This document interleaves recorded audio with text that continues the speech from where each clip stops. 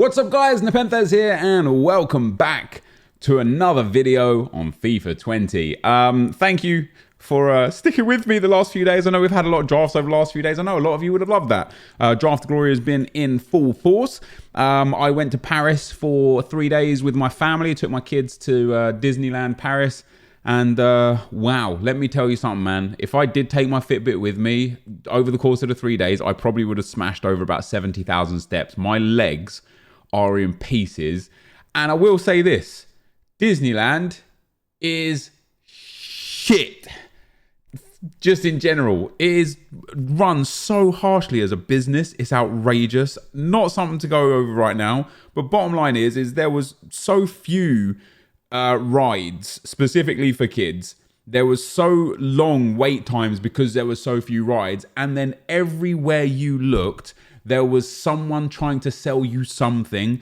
When I went to Disney World when I was 17, and then when I went back to like Busch Gardens and Epcot Center and all of the theme parks in the States when I was in my mid-20s, yeah, there's a lot of stalls, a lot of people trying to sell food and drinks and stuff, but not like this. Honestly, man, they're just there to extort money out of you, and I was super disappointed. However, my kids had a great time, and that's all that mattered. So anyway, what are we here for? League SBCs is what we're here for. Since I've been away, EA have released 2 new League SBCs, and I want to first of all explain that I think League SBCs right now are brilliant, and second of all, let you guys know that just because the overall rating of the player is low, it doesn't mean that the card is bad. There seems to be what on earth is happening? Why? Hello? Why is my game not moving, yet my PlayStation is quite clearly on? I am confused. There we go. Yeah, so people seem to be under this impression that because the ratings of the League SBCs are low, that they are bad, but the cards are not. The cards are actually very good. So we obviously have the Bundesliga SBC. You can see we have got Matheus and Boetius. You know, Matheus is pretty good. Let me get his skill moves and weak foot up. And some of these cards have lots of pros and some of them have lots of cons. And I'm not saying that every single card is insane either. That wouldn't be fair. But this guy is 4-star, which is great. Good stam, good shooting, good pace, good dribbling. With a hunter, he becomes an 88 rated striker. With a sniper, an 88 rated striker as well. With a hawk, the same. You could do a bit with him, you know, a Deadeye, an 89 rated striker. I don't think passing is too important with him though. And just in general, I think Matheus is a good card. The Bundesliga, however, is a little bit expensive, but does offer really good packs back. And then Boetius is coming in with great pace, great stamina, but I don't think this is a very good card. And this Boetius card seems to be a common theme with EA, like giving players really good pace, really good dribbling, and then average shooting and passing. And even when you see 81 passing, it's not really, like if you look at the in-games, it's a bit, and the dribbling as well is not really 84. It's 93 agility and then 85 dribbling, 82 ball control, and then mid-70s for balance, reaction, and composure. So it's a little bit misleading, but he's also 4-star. But I think Matheus is a good card. Boetius, not so great. We then look at this CSL and we have Jonathan, and I can tell you from my own experience with using him, he is brilliant. I'm sure some of you guys will be using cards that I'm not using and like them as well. But yeah, Jonathan is very, very good. I have a hunter on him, and he has 5-star weak foot, which I think is super important for attackers this year, strikers specifically, and 4-star skill moves. He's 6 foot tall. He's got high-low work rates. All of that just ticks the box. 92 stamina. And then with the hunter, he's got 97 acceleration, 96 sprint speed, and great finishing and shot power. The only thing that lets him down a little bit is a little low on balance, a little low on composure. 77 composure, 76 balance. But as far as a striker goes, for a League SBC, he is just a brilliant out-and-out striker that you can craft, you know, you can grind towards. And then Eder, very similar actually. His dribbling is actually real well rounded. He's got 4-star. His passing is pretty good for a striker, and 87 87 stamina. So you could pop a hawk on him, takes him up to an 87 striker, a hunter, also an 87 striker. But I actually think a hunter is very, very good for him because it gets him to 99 pace, 99 acceleration and sprint speed, 95 positioning, 90 finishing, 96 shot power. Just magic, man. 4-star, 4-star. You can't ask for more than that. And what's great about a lot of these cards that EA have taken from the off leagues as well is they actually link really well to other cards that they've given. So a Brazilian and an Italian work well with so many cards that we've already had that are Brazilian and Italian. The French league guys, you know, we did a video dedicated to these guys. That Mao leader card, as I say, he's just another one. That is another card with a lot of pace, a lot of dribbling, and then terrible shooting and passing, or average shooting and passing, to the point where I'm like, listen, you can go and buy a card like this off the market for like 2k coins, right? Felipe Anderson or something like that. I doubt it's 2k, mind you, but you get what I mean. Like, there's these wingers are 10 a penny. Yes, he's 4-star, 4-star, but his stamina is terrible. His passing in general is quite awful. His shooting is bang average. He's just got good pace and good dribbling, and that's it. And then Delane there, I actually think is a really good card. It's nice to see more defenders coming out in this the League SBCs. And yeah, this Delane card, because he's got such good pace, and Anchor Chem style on him makes him good. Shadow makes him quite good as well. But I think if you give him a Sentinel, yeah, his pace is already quite nice. It boosts his like the stats to being decent. Still though, the Major League, the Bundesliga cards and the French League cards are a little bit of a letdown, whereas so far the CSL has been quite good. And then the MLS comes in, guys. We didn't really talk about the MLS when it came out, or did we? Did we make a video on the MLS? And again, Acosta, another card that is just a lot of pace, a lot of dribbling, and then not great everywhere else. But his in-games are actually so that he can be great. If you pop a Deadeye on him, he becomes very usable, and it's again from a minor league SBC. And I wonder if they're giving the bigger boost to the minor leagues to either A, make them more valuable and more worthwhile people's time, or B, because they know that people really struggle to link them, so they're like, look, no one's going to use this card anyway, let's just give him a big boost. I don't know. But yeah, Acosta with the Deadeye is brilliant. And then Villalba, and Acosta has a 3-star weak foot, 5-star skill moves, which is nice. But yeah, Villalba is another one that's 4-star, 4-star. Of course, with so many MLS cards this year, these guys are both easy to link. With that Mascherano card, Acosta's easy to link as well. Villalba, 4-star, 4-star, good stam. Great pace, you don't need to boost that. And then 97 agility, 99 balance, but the rest of his dribbling stats are quite average. But a Deadeye again makes him a super usable card, or a Sniper makes him an extremely usable card. A Maestro makes him an extremely usable card. Like, he's got a lot of chem styles that boost the right stats to the right area. But I think Acosta's pretty good. But again, it's two cards that have high pace, high dribbling, and then medium shooting, passing, and physicals. And then we come to the two new League SBCs here, guys. The first one is the Liga NOS.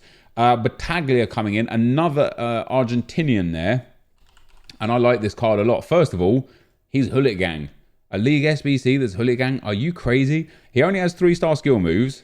Totally okay for a guy where how you're going to be playing him. But 4-star weak foot, 6'2" tall, medium high work rates. He is just about to be the best midfielder, like defensive-minded midfielder you're ever going to have for free. Not for free, but through the grind, the League SBC grind, right? We talked about it a lot last year. It's still applicable this year. With an anchor, he goes to a 91 CDM and has 91 short pass and 89 long pass, which is key, with 84 vision. His dribbling is quite good. He's a little bit heavy. Comes with a territory when he's at 6'2". With a Shadow, he's also a 91 CDM, but has just brilliant pace and brilliant defending. And to be fair, his physicals are actually great. 92 stamina, 81 strength, and 94 aggression. And so I personally would put that Shadow chem style on him, or an Anchor chem style on him, but probably a Shadow, just give that big pace boost. And then yeah, his shot power and long shots are brilliant. His positioning is brilliant. His dribbling is high 80s, other than agility and balance. And I think he's really, really good, Battaglia there. And then once again, Nakajima is another one of these cards that has high pace, high dribbling, and then mediocre shooting and passing. There are so many of them. They kind of just, I look at that card and I'm just like, whatever, don't care. Nakajima at 5'5", 4-star, 4-star, 5'5" tall, 98 in the agility and balance, 91 stamina, which is good. His pace is good, obviously, 96 acceleration, 89 sprint speed. And you know, you pop a Deadeye on him and he actually becomes a 90 rated cam. Very high end finishing, very good passing. But as I say, that kind of card is just 10 a penny. I just find that there's far too many of them. I would go for the centre midfielder all day, every day. Lots of players to link him to again, obviously, and even just as a super sub to come and help close out games and such. He would actually be an amazing player. He's just so well-rounded. And then the Serie A. So when we look at the French League and the Bundesliga, those cards haven't been too great. When we look at the Serie A, Dalbert and Tonali. Now, what I want to talk about as well, with regards to the rating of these cards are better than Dzeko and Skriniar were, right? And that was like, what, an 87 and an 88 or something like that, 86 and an 87. And I think EA have reduced the overall of the cards to stop people abusing them in SBCs, right? That's just my 2 cents. I don't know that for sure. That's just my general thoughts on it. But I don't think that they've reduced the in-game stats. I think the actual cards themselves are brilliant. And when we look at Dalbert, when we look at Dalbert, let's get him up on here for you guys right here. This card is great. Already top tier pace. If you wanted the absolute maximum pace, an anchor sets him to 99 pace, an 89 rated overall left back, 90 stamina, 98 aggression, brilliant defending. Interceptions are a little low. Dribbling is okay, high agility, so he'll feel super quick. His passing is not the best, which is quite important for a left back. But you could give him a shadow instead. I personally wouldn't. You don't need to give him pace at 95 with high agility. So you could give him the powerhouse, boost that passing up, takes him up to a 90 rated left back. Could give him a sentinel, boost those stats. You could give him a backbone. I think that's probably where it's at. Great defending, good physical boost, great passing boost. And he's already rapid. And as a Brazilian left back, he fits so many different teams that you could link him to. Soft link him to Neymar, and you're already straight on your way. There's maybe you want to soft link him to Thiago Silva's SBC if you did that. Maybe you want to just play Hulk off Kem over at left mid and soft link Hulk over there. There's so many options with the Dalbert card. And then Tonali, what I love most about this card is the strong link that he will give to Politano. This card is great. Again, not quite Hullet Gang, but an Anchor Chem style on him. Really well-rounded defending, really well-rounded physical, and great pace with already good passing and already good dribbling. Not great, no, mid to low 80s, but good enough. Or if you wanted that pace, look how fast he is there, man. Or if you're already happy with his pace, because yours already has quite good base pace. Again, you pop a powerhouse on him, not too bad. A sentinel, not too bad. Great as a centre-back, actually. You could probably even use him as a centre-back. And then you have the, what's the other one? The backbone. Boom, there you go. Backbone on him. Don't really need that. What's the, is it Gladiator? No, what's the one that gives, yeah, it's that, isn't it? Yeah. Powerhouse is all right. I'd probably give him an anchor, man. Just a lot of pace, a lot of defending, a lot of physicals. For a card that you can get from grinding League SBCs, and for a card that you can get that strong links Politano, for me personally, that is a big win. And as I say, I don't think the cards are worse than last year just because the overall values are lower. I think they're better than they were last year, or at least on a level. I just think the overalls are lower to stop you putting them in other SBCs. What I haven't seen is the packs for these. So we're going to have a quick look at what the packs are in return. Some of the SBCs have terrible packs in return, so be interested. What do we have here? Silver Players Pack, Mixed Players Pack, Silver Players Pack, Silver Players Pack, Gold. See, EA put these silver packs in. I know why, but I actually think that I think EA are going to have an adverse effect from what they've tried to do here. So I think EA have put lots of silver packs in. So Porto, I think last year Porto was a rare Electrum Players Pack. So 6 silver, 6 gold, all rares.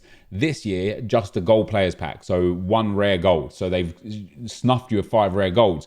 But as I say, I think they've boosted a lot of silver packs into the minor leagues, because the MLS is the same, to stop people getting so many gold players and gold packs. What they're going to do on the flip side of that, which I don't think they took into consideration, is they're going to help flood the silver market so much that it's going to keep the really expensive League SBC teams way cheaper. For those of us that grind, do bronze pack to silver upgrades and silver pack method or first round draft exit method, you're going to get so many of these silvers so easily that you're going to be able to complete the minor leagues for next to nothing just from grinding the game for free. And then you're going to get so many silvers coming out that you're going to end up getting the expensive silvers for the major leagues that, well, they're not going to be as expensive anymore, in my opinion. So this time on the Major League, we got Jumbo Premium Gold Pack, Small Gold Players Pack, Small Prime Electron Players Pack, Small Prime Gold Players Pack, Mixed Players Pack, Small Prime, Silver again, Jumbo Premium. So not a single Small Rare Player Pack yet. Everything's Mixed Players, or if it's Gold, there you go. Small Rare Players Pack for Napoli? Premium Gold Players Pack for Parma, Small Prime Gold Players Pack there, Mega Pack for Juventus, Small Prime for Sampdoria, that's all right. Rare Gold Pack, ugh, disgusting. Small Gold Players Pack there, Small Prime there, Small Prime Gold, Jumbo Gold. So they've definitely nerfed the rewards. You know, they're obviously trying to balance it better so that people can't make as much coins as they did last year, but I don't think it will work. I think people will still find the best way to do these the most efficient manner to squeeze as many coins as they can out of all of this, in my opinion. You know, I think people are too smart, too coy to not figure out a way to beat the system. Happens every year, no matter what EA do. Someone always figures a way to beat the system. But that's where we're at, guys. As I say, League SBCs, 2 new ones out, some fantastic players available. Over the course of all 6 League SBCs that are available right now, you've got 12 players on offer. I'd say at least 5 of the players are like good enough to just get into anyone's team unless you're top 100, Elite 1, pro player level. If you've already got like Hullits and Ronaldos and R9s and Maldinis and stuff, yeah, these cards aren't going to get into your team. But if you're on a road to glory or on a budget, or you don't play this game very much, these cards are going to get into anyone's team, man. Like some of them anyway. I think there's like 4 or 5 of them that will get into pretty much anyone's team. But anyway, guys, that's going to be the end of the video for today. If you did enjoy it, be sure to leave a like, rate, and comment, subscribe to my channel if you haven't already. But for now, guys, I'm out. Peace.